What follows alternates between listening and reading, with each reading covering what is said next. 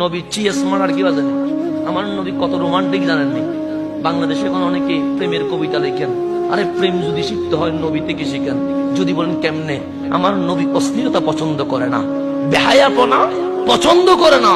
কিন্তু আম্মা জান আয়েশা বলে, জানো আমার রসুল কিরকম রোমান্টিক? আমরা বললাম কিরকম? আমাদের ঘর যখন মদিনায় আসলাম তখন এমন অবস্থা হয়ে গেল, মাঝে মাঝে 2 মাস 3 মাস চুলার মধ্যে আগুন ধরাইতে পারি নাই, কারণ খাবার নাই, আগুন ধরবে কেমনে? চাউল থাকলে তো আগুন ধরবে, চাউলই নাই, আগুন ধরবে কেমনে?